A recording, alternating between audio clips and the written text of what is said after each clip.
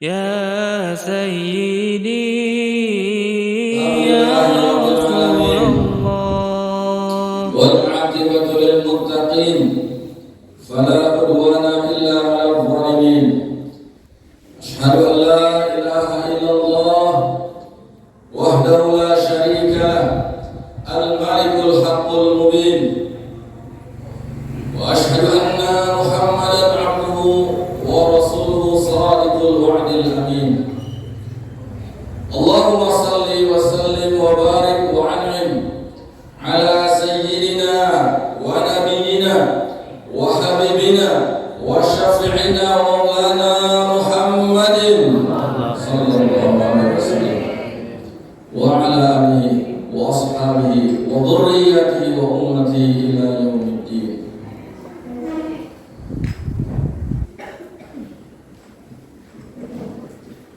Masya Allah, saya benar-benar bagaimana?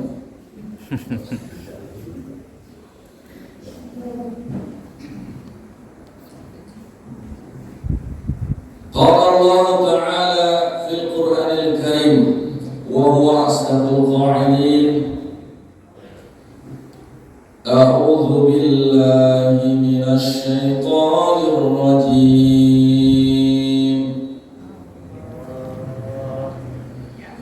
Ya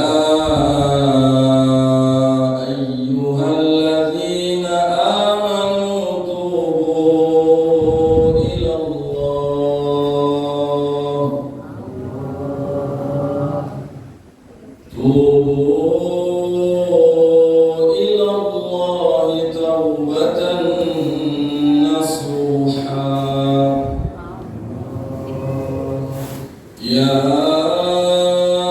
ayyuhalladzina amanu tubu ila Allah, tubu ila Allah taubatan nasuha. Asa rabbukum an yukaffira ankum sayyi'atikum wa yudkhilakum jannatin tajri min tahtiha al-anhar yawma la yukhzillahu an-nabiyya wal-ladhina amanu ma'ahu nuruhum yas'a bayna aydihim wa biaymanihim yaquluna rabbana atmim lana nurana waghfir lana rabbana atmim lana nurana waghfir lana innaka ala kulli shay'in qadir. Sadaqallahu adzim. Allahumma hdina wahdi bina waj'alna sababan liman ihtada. Allahumma ati nufusana taqwaha wa zakkiha anta khairu man zakkaha anta waliyuha wa maulaha. Allahumma inna na'udzu bika min ilmin la yanfa' wa min qalbin la yakhsha' wa min nafsin la tashba' wa min da'watin la yustajab laha. Allahumma barik lana fi Rajab wa Sya'ban wa balighna Ramadan. Amin ya rabbal alamin. Amma ba'd. Alhamdulillah, wajib kita bersyukur kepada Allah Subhanahu wa taala pada subuh hari ini Allah bangkitkan kita semuanya dari kematian sementara kita. Tidur itu adalah matinya kita. Makanya ketika kita bangun tidur, kita berdoa, alhamdulillahilladzi ahyana ba'dama amatana wa ilaihi nusyur. Segala puji bagimu ya Allah yang telah menghidupkan kami setelah mematikan kami, dan hanya kepada Allah kami kembali. Jadi kita mati tidur itu sadar. Ya alhamdulillah, nikmat dari Allah Subhanahu wa taala. Dan Begitu banyak nikmat yang lainnya, nikmat iman Islam, dan bisa kita kumpul di tempat ini, kita taklim, ya, kita mengaji. Masya Allah, ini nikmat yang begitu luar biasa. Mudah-mudahan kumpulnya kita di tempat ini menjadi sebab Allah turunkan rahmat, keberkahan, taufik dan hidayah kepada kita semua, serta ampunan Allah buat kita semua, dan menjadi sebab yang kurang sehat Allah sehati, yang sedang ada penyakit Allah angkat penyakitnya, yang sedang punya persoalan kehidupan apapun persoalannya, mudah-mudahan Allah kasih petunjuk terbaik, Allah kasih solusi, pulang dari sini beres semua. Yang punya utang lunas semuanya. Kencang banget bu, tahu kan ya?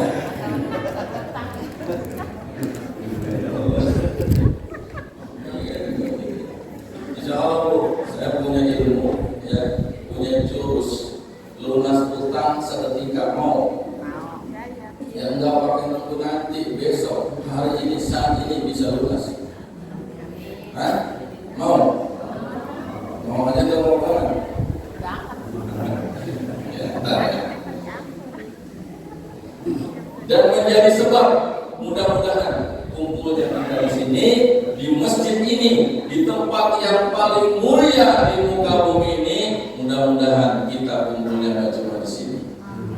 Menjadi sebab Allah kumpulkan kita kembali di tempat yang tidak ada masalah, di tempat yang tidak ada sedihnya, di tempat yang tidak ada orang yang reseh, di tempat yang penuh dengan kenikmatan, keajaiban, yaitu surga Allah Subhanahu wa Ta'ala.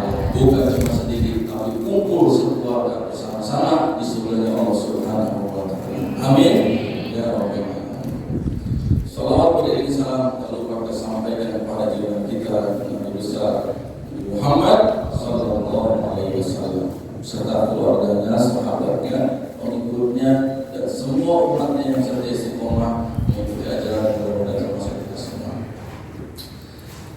Mohon izin Ketua DKM Masjid Al-Hidayah dan pengurusnya, ya, izin menyampaikan, bukan menggurui ya Bu ya, tapi ini mas kita berbagi.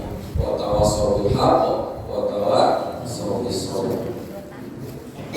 Yang saya hormati juga ini ya, para ulama, para guru, para ustadzah, para orang tua sesepuh, ya, para tokoh masyarakat, ya semuanya yang ada di sini, ya, mudah-mudahan sehat semuanya Bu. Sehat ya Pak. Mudah-mudahan sehat badannya aja, sehat imannya, dan sehat isi dompetnya. Masya Allah, senang banget ini Bu. Oh iya, sehat badan dan iman dompetnya. Ada sehat, sumpah juga Bu ya. Ya, bismillah.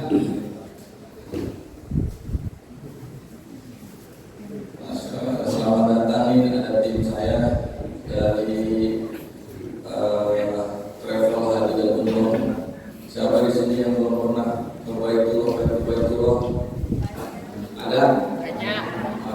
Mau? Insya Allah ada caranya. Di dalam kitab yang ditulis oleh Imam Az-Zahabi rahimahullah,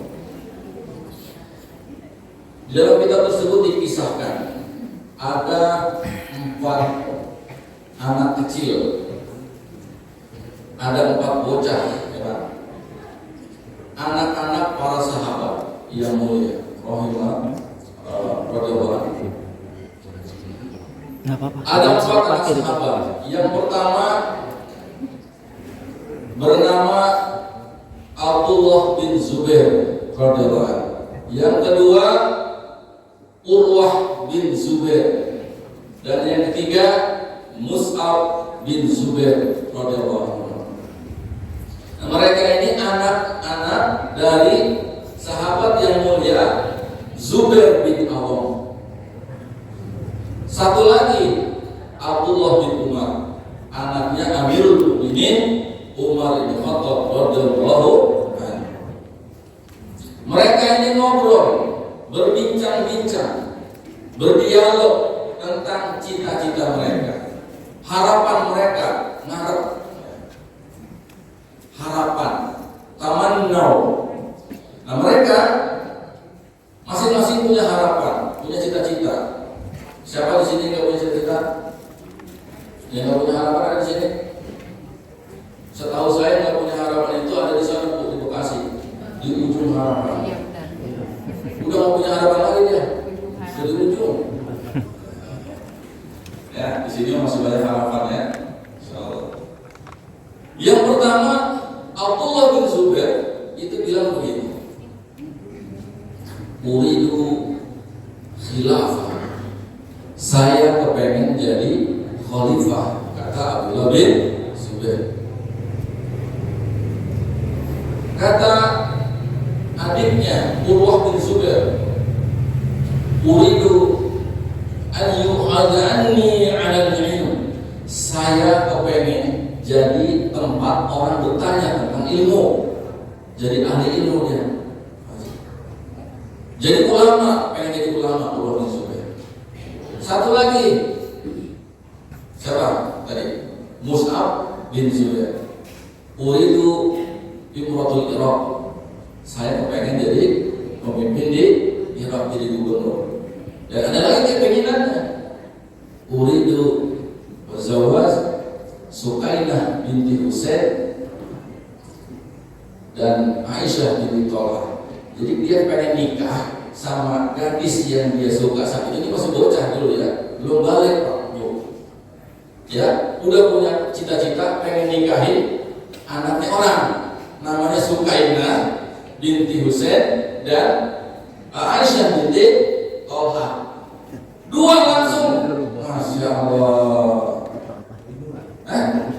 Iya, padahal pengen nomor satu dia. Dua. Sukainah binti Husain itu masih bocah. Dasar pendidikan orang dulu mah. Sini ada dua. Oh, sini satu semua ya. Masya Allah. Amin. Takwa kata Pak Haji, takut sama yang tua. Belum dapat saya. Iya. Nah, itu kata Mus'ab bin Zubair. Mereka ngobrolnya di mana? Mereka ngobrolnya di tempat yang penuh dengan keajaiban, di tempat yang mustajab, di sisi Ka'bah. Ada setengah lingkaran. Di sisi Ka'bah itu ada setengah lingkaran. Namanya apa? Hijr is. Nah, yang belum pernah ke sana mudah-mudahan segera bisa ke sana, merasain, ya, bisa ibadah, bisa doa, Baitullah. Amin. Hijr Ismail menjadi saksi, ya, bahwa cita-cita mereka itu Allah perkenankan, Allah wujudkan. Karena memang tempat-tempat mustajab itu. Ya. Makanya nanti itu kalau pengen punya hajat, ya, wah di sini kayak belum kabul, mendingan berangkat ke umroh, biar doa di sana, insya Allah kabul. Abdullah bin Zubair pengen apa tadi dia? Pengen jadi khalifah. Abdullah bin Zubair menjadi khalifah. Masya Allah. Pada masanya Allah hantarkan harapannya, Allah takdirkan dia betul-betul nyampe ke cita-citanya dan dia benar-benar menjadi seorang khalifah. Hampir 10 tahun masanya. Yang kedua, adiknya Urwah bin Zubair pengen jadi apa tadi dia? Ulama. Dan dia betul-betul Allah takdirkan menjadi seorang ulama. Ulama bukan ulama biasa, ulama besar.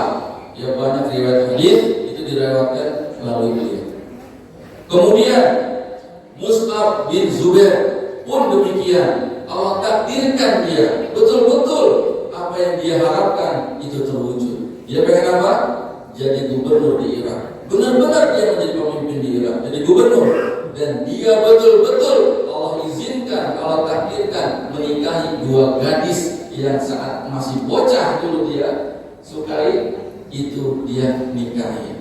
Sukainah binti Husain dan Aisyah binti Tolha. Keren apa keren, Bu? Keren aja atau keren banget? Siapa yang keren? Bukan saya yang keren. Allah yang keren, Masya Allah. Baitullah yang keren. Ya, itulah makanya magnet rezeki terkuat itu di mana? Di Baitullah. Nah, nanti dijelasin cuma guru saya. Kenapa sih kita harus berangkat ke suatu bait? Di antaranya tadi, ya doa-doa itu, harapan itu akan terwujud. Gitu. Mustajab tempatnya. Pertanyaannya, apa doa atau harapan satu lagi temannya? Abdullah bin Umar, anaknya Amirul Mukminin. Nah, ini yang mau saya sampaikan tema hari ini. Temanya apa tadi Ustaz? Hari ini? Sabar ya. Benar. Jadi apapun yang saya sampaikan, mau pakai cara apapun dan berapa lama pun saya sampaikan harus iya. Jangan cuma teori, praktek, sabar kan. Jadi saya ngomong apa harus sabar, betul nggak? Lah iya, udah tahu sabar kayak gimana, tinggal praktek.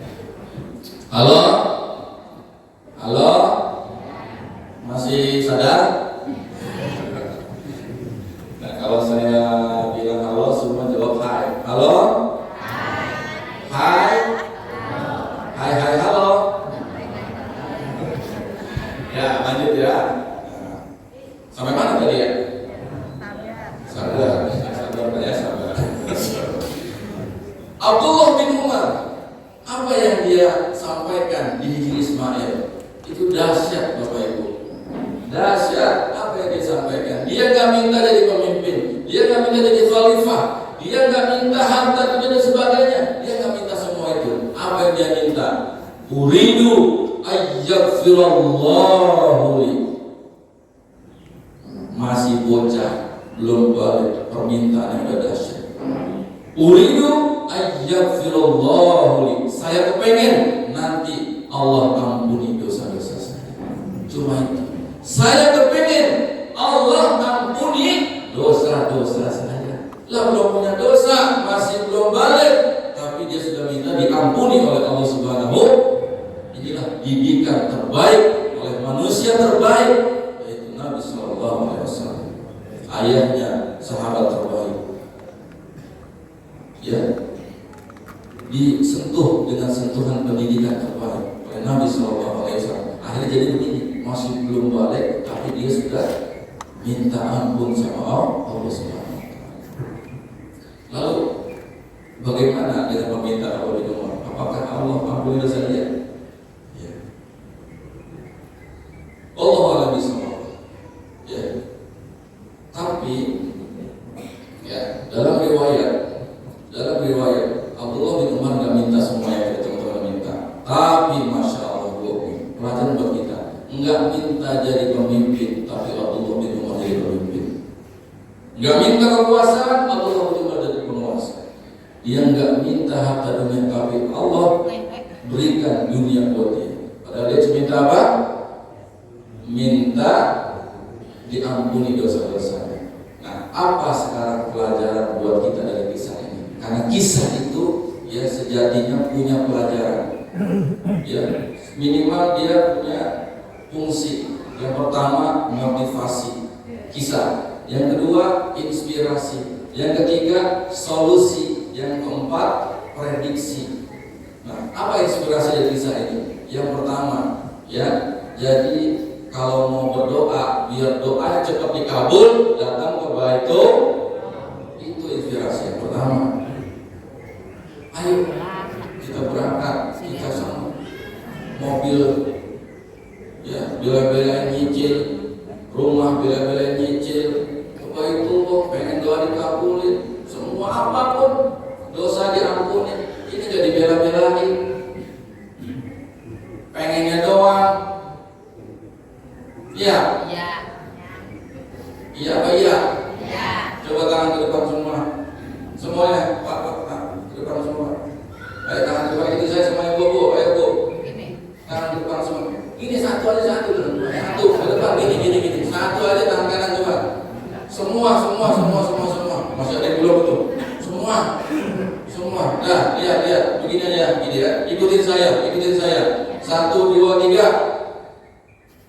Astagfirullah. Sadar, betul. Pengennya doang bahwa itu loh. Astagfirullah.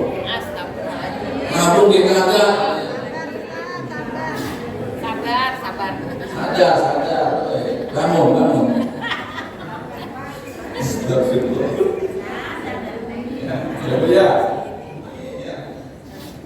Nah, sudah sadar sekarang. Mudah-mudahan berangkat semua di sini ya. Itu yang pertama, inspirasinya. Yang kedua apa? Yang kedua, jangan takut bercita-cita. Jangan takut, Pak. Saya mah siapa? Ini presiden. Saya mah siapa tuh gitu. Jangan takut. Kenapa? Karena kita punya Allah. Nah, disinilah anak-anak para sahabat keimanan luar biasa. Mereka tahu siapa mereka. Abdullah bin Zubair tidak ada yang namanya keturunan dari keluarga istana.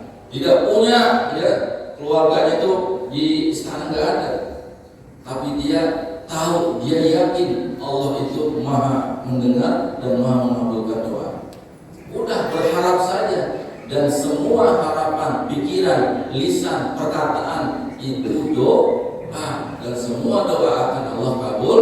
Apalagi doanya di Baitu di Hijr Ismail, Masya Allah. Itu, jadi jangan takut berharap, jangan takut bercita-cita. Kalau cita-cita jangan tinggi-tinggi, terjatuh, sakit, ya udah. Kadang tuh kita begitu, betul nggak? Tapi di sini mah nggak ada. Coba di sono. Itu yang kedua. Yang pertama tadi apa? Yang pertama tadi apa tuh kan? Barusan. Udah nggak ingat. Apa pelajaran yang pertama tadi? Yang pertama ya. Jadi kita kalau pengen cepat dikabulin doa datang ke. Yang kedua jangan takut bercita-cita. Udah bercita-cita aja. Ya, pernah lihat film Sidul nggak Bu?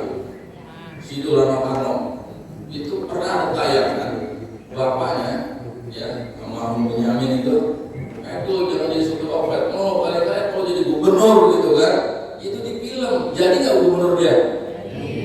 Makanya hati-hati kalau bicara. Dasar anak nakal nggak anak jadinya. Hati-hati Bu, ya mengucap. Imam Sudes, kenal nggak sama Imam Sudes? Kenal di mana? Kenal apa tahu? Oh, tahu. Imam Sudes itu masih kecilnya, ya Allah, kata ibunya makannya luar biasa. Ada tamu tuh dia acak-acak makanan itu, naik ke meja. Imam Sudes, Imam Masjidil Haram. Itu emaknya apa? Lagi kesel-keselnya tuh. Ya Allah. Bahasanya begini kalau bahasa Bekasi mah, gue sumpahin lo gitu ya. Nanti jadi Imam Masjidil Haram. Begitu Pak, keselnya begitu tuh. Orang soleh itu begitu kalau kesel. Buasar bapaknya. Gitu kan. Nah, kalau orang soleh enggak, ya dijaga lisannya karena lisan itu doa. Suatu saat kamu jadi Imam Masjidil Haram. Jadi enggak dia? Jadi jangan takut bercita-cita. Itu yang kedua. Nah yang ketiga apa? Pelajaran yang ketiga dari kisah ini, kejarlah ampunan Allah. Apa? Fokus kejar ampunan Allah, maka Allah akan kasih semuanya. Kita butuh solusi ketika ada persoalan itu. Kita butuh sembuh ketika ada sakit. Ya, kita butuh obat. Ya, tapi sebetulnya yang lebih kita butuhkan dari itu semua adalah ampunan Allah. Kenapa? Karena sebab persoalan itu ada, karena sebab penyakit itu ada. Ya, kalau kita sebagai orang beriman, bukan karena pola makan yang utama, bukan karena kurang strategi dan sebagainya. Ya, sebab utama persoalan itu muncul dalam kehidupan kita itu satu sebab utamanya. Kalau ngaku orang beriman, apa sebabnya? Sebabnya apa? Dosa. Karena dosa lah Nabi Adam Allah keluarkan dari surga. Tuh, karena dosa. Jadi fokusnya minta ampun aja. Ampun ya Allah, ampun ya Allah. Kalau sudah diampuni sama Allah, beres semuanya. Ya, beres semuanya. Suatu saat ada, ya saya lagi ngisi kajian, ada suami istri datang ikut kajian, diajak sama tetangganya. Kondisi suaminya itu stroke, ya, dibantu sama istrinya.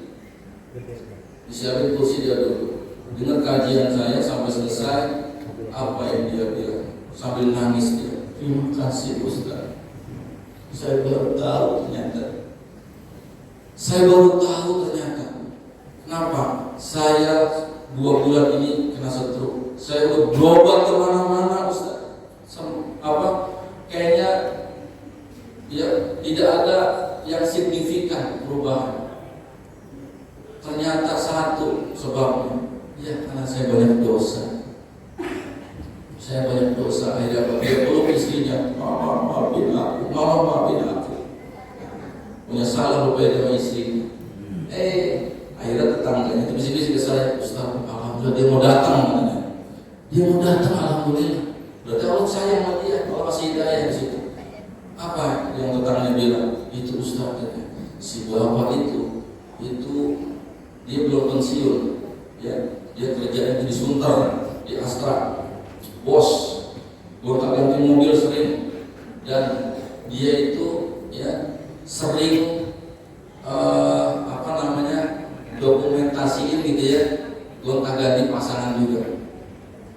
Istrinya tahu dia selingkuh, bahkan disebar luaskan itu tuh sengaja, tetangganya pada tahu, semua orang pada tahu kalau dia itu punya selingkuh.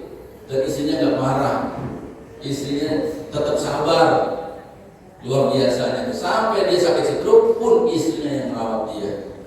Akhirnya apa? Begitu saya kasih kajian tentang taubat, suaminya nangis minta ampun ke istrinya. 2 bulan kemudian, ya saya dengar kabar dia sudah mulai rajin ibadah, diurut ke masjid, ya kemudian fokus minta ampun. Masya Allah, sembuh dengan cara yang ajaib. Sembuh, sekarang bekerja lagi. Ada satu lagi, ya saya punya sahabat dokter, ya dokter di Bekasi, teman saya. Beliau itu mengidap kanker payudara stadium 4, ya. Kanker payudara itu ya hanya untuk perempuan, laki-laki enggak ya. Pengidap kanker stadium 4 divonis 6 bulan lagi umurnya selesai. Shock lah dia. Kenapa? Karena dia seorang dokter. Kok saya dokter kena kanker gitu. Bahkan divonis umurnya 6 bulan lagi. Apa yang dia lakukan? Kesel dia dengan keadaannya. Dia marah, bahkan dia enggak terima sama Allah. Kok tega banget sih Allah gitu kan? Kasih ujian saya ini kan dokter gitu. Wah. Ya Pak dia. Tapi dia mau nggak mau dia harus terima. Sampai dia bilang begini, ya Allah nggak apa-apa dah. Saya ikhlas, saya redho kalau memang umur saya 6 bulan lagi. Tapi izinkan ya Allah sebelum saya mati, sebelum nyawa saya kau ambil ya Allah, izinkan saya minta ampun dulu ya Allah. Ampuni dosa-dosa ya Allah. Ngeri juga masuk neraka gitu. Tapi ya Allah saya nggak mau minta ampunnya di sini. Tuh jangan takut minta sama Allah tuh. Saya nggak mau minta ampunnya di sini ya Allah. Saya pengen minta ampunnya langsung di rumahmu di mana? Di Baitullah. Luar biasa. Allah izinkan Pak. Satset 2 bulan dia berangkat. Selama umroh dia nggak minta macam-macam karena tahu dia udah mau mati. Handphonenya pun dinonaktifkan. Keluarga nggak ada yang bisa hubungin, apalagi teman-teman. Bahkan teman-temannya nggak tahu kalau dia berangkat umroh. Dokternya aja nggak tahu kalau dia berangkat umroh. Karena dia fokus minta ampun. Sampai akhirnya selesai dari pulang umroh, diteleponlah sama dokter seniornya. Kemana aja gitu kan? Ya ada acara, dia bilang ada urusan. Ya udah cepetan itu segera tuh dicek lah, minimal ditangkap gitu kankernya supaya dia nggak nyebar kemana-mana. Ya udah kapan bisanya? Akhirnya dibikin jadwal ketemuan. Nyampe di tempat dokter itu mau dicek, kondisinya mau dicek, dari rumah masih ada. Begitu nyampe ke tempat dia dicek, Masya Allah, ajaib luar biasa. Semua kanker bersih, satu sel pun tidak ada. Benjolan semuanya kempes. Siapa yang bisa bikin begitu, Bu? Sampai sekarang orangnya masih hidup. Itu kejadian 8 tahun yang lalu. Dan orangnya lagi di Mesir sekarang jalan-jalan. Ya, jadi fokus minta ampun kepada Allah. Satu lagi kisah. Sebelum nanti teman saya ya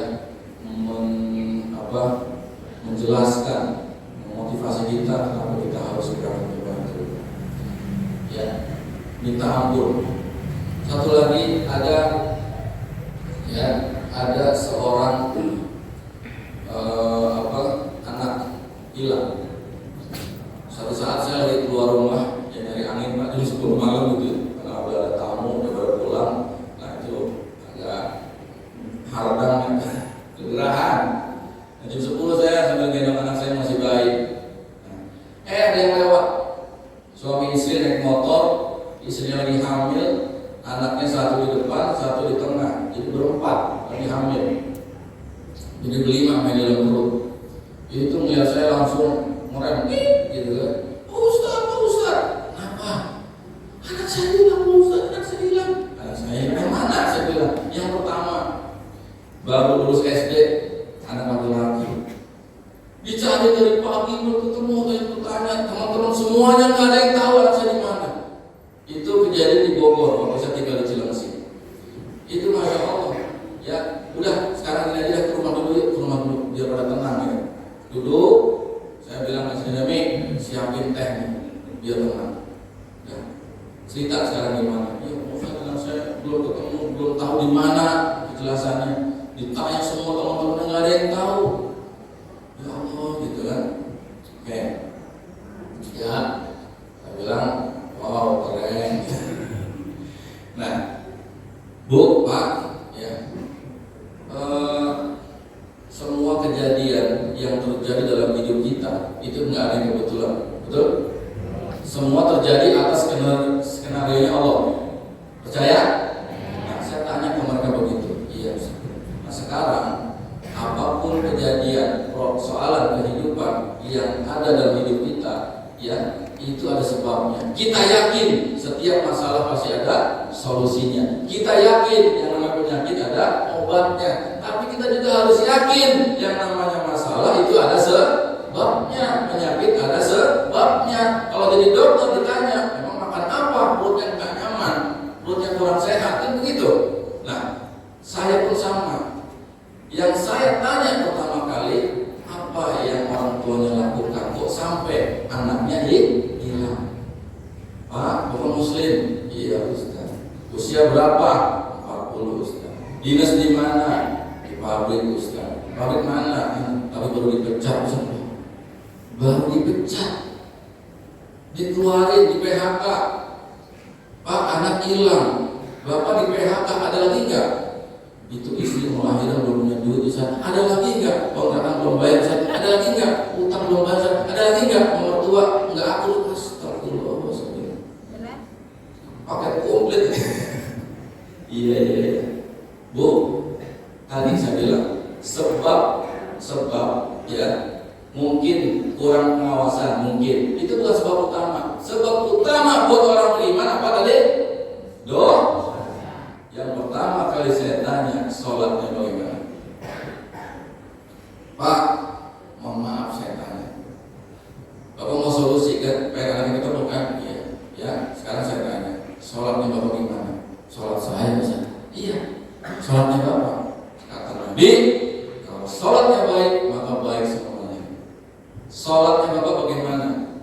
Sambil nunduk ya. 3-0 Ustaz. Nah, 3-0. Udah pengen bola tuh. Nggak 0-0 aja sekalian. Maksudnya apa 3-0? Kadang sehari 3 kali ngerjain sholat, kadang nggak sama sekali. Wow, saya bilang. Bapak, sudah cukup mas satu pertanyaan. Sudah ada tahu saya jawabannya. Jadi sekarang, Bapak kalau nggak mau sholat jadi orang kafir aja ya? Saya bilang begitu. Mau Ustaz. Nggak mau jadi orang kafir enak, nggak perlu sholat. Saya bilang. Nggak mau Ustaz. Bapak di PHK, iya. Kalau Bapak jadi bos, yang ngasih gaji siapa? Bos. Bapak yang ngasih gaji. Ada anak buah. Anak buah itu kalau kerja tiap hari datangnya telat, pulangnya paling dulu. Ya, sama teman nggak akur, kerjaannya nggak beres, sama atasan nggak nurut, disuruh apa-apa nggak mau. Kira-kira Bapak kalau jadi bosnya, ya punya anak buah kayak begitu diapain? Saya pecah Ustaz. Kayak Bapak dong? Iya. Lah sekarang Bapak yakin yang ngasih rezeki siapa?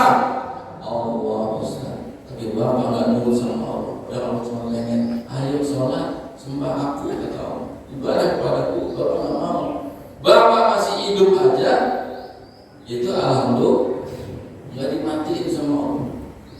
Karena apa? Allah pengen Bapak itu bertobat kepada Allah. Masih kasih umur supaya tobat gitu. Akhirnya dia nangis di situ. Nangis tuh bapaknya. Udah balik fokus sama anaknya. Anak mah gampang saya bilang. Bapak tobat, beresin sholatnya, pulang dari rumah saya, nggak usah dicari lagi anaknya. Bapak pulang baca la haula wala quwata illa billah.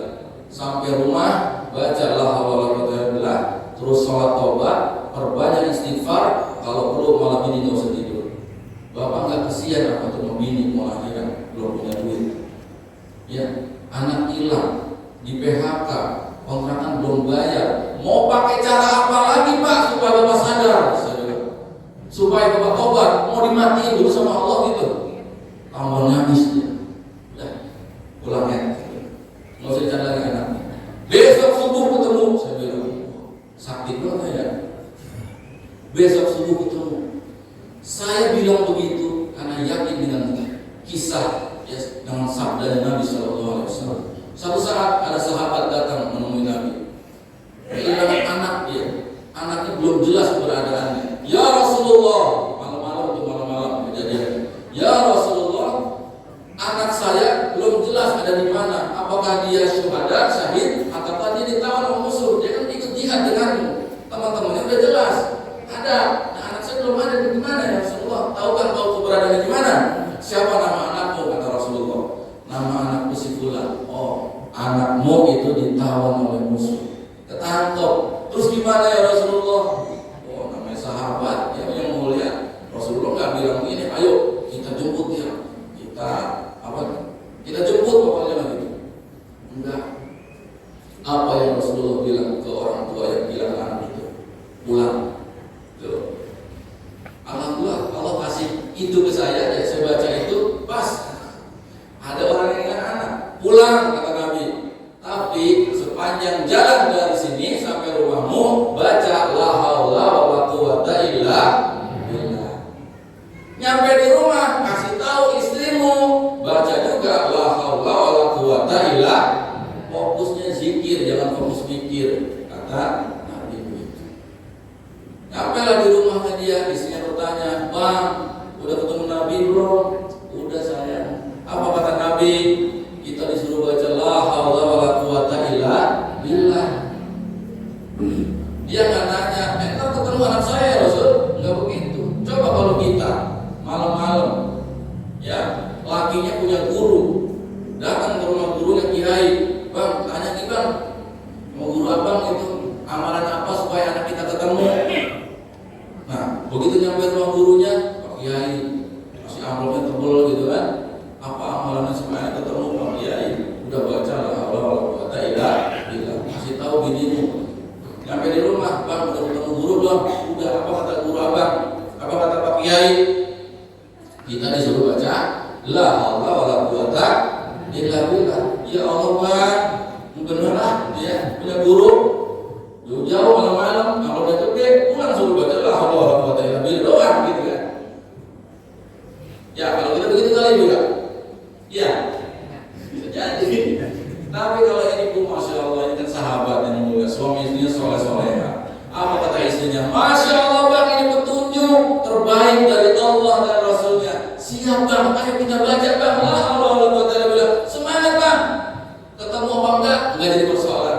Yang penting dia nurut sama Nabi. Benar bu, subuh-subuh anaknya balik.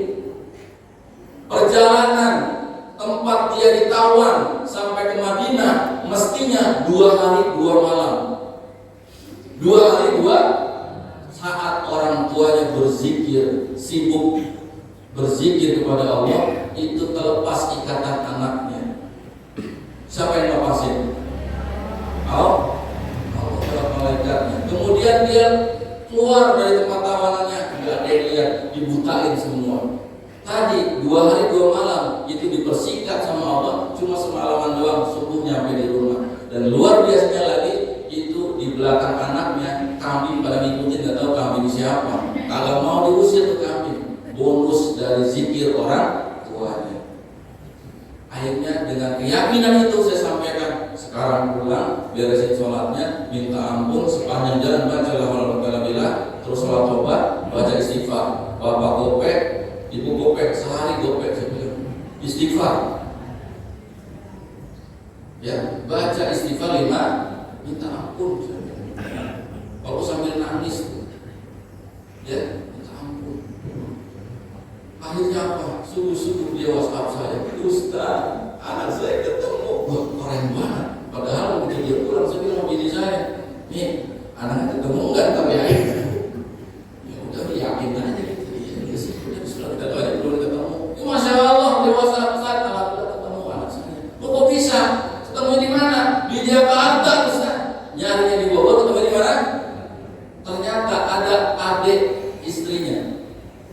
Istrinya ini, ya, ibunya ini, ibu si anak punya adik perempuan, naik angkot di Jakarta, lihat pinggir jalan kayak ponakan saya, kok mirip, ditegesin terus, oh ternyata benar. Akhirnya dia turun, dipanggil, betul bisa itu keponakannya. Akhirnya apa Ustaz? Ya semalam anak saya ditemuin sama adik saya, sekarang ada di rumahnya Ustaz.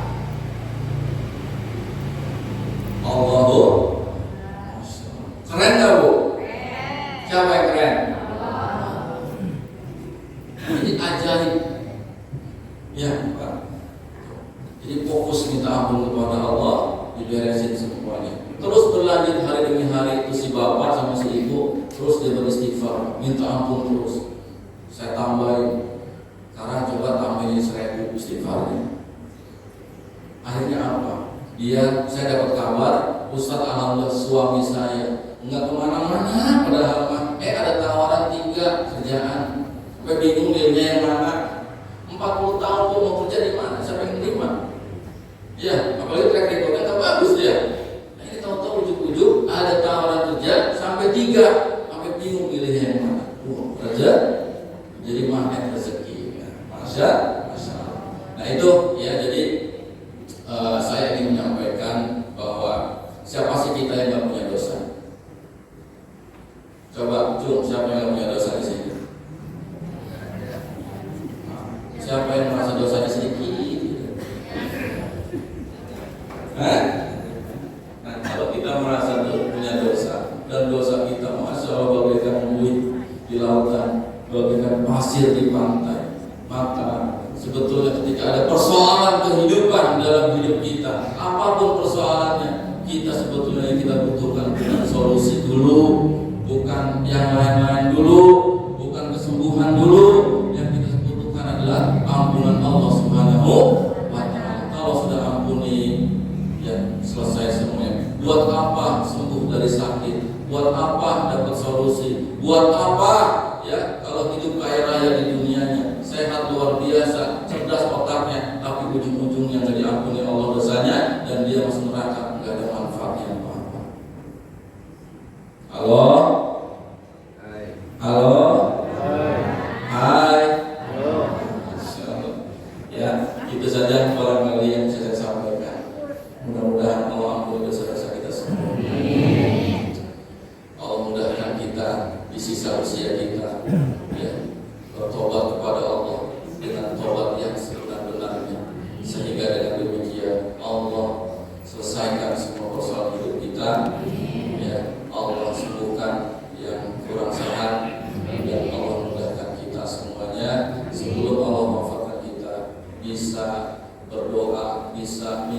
ataupun langsung di rumahnya Allah di Baitullah. Amin ya rabbal alamin. Ya, selanjutnya nanti akan dilanjutkan oleh sahabat saya, guru saya dari tim untuk menyampaikan kenapa kita harus ke Baitullah. Mau Bu? Ya, sabar ya. Karena sahabat sekarang. Ya insyaallah. Ya, itu saja dari saya. Mohon maaf bila ada yang kurang berkenan. Terima kasih segala perhatiannya. Aku qauli hadza fastaghfirullah li wa lakum wa lisa'il muslimin wal muslimat.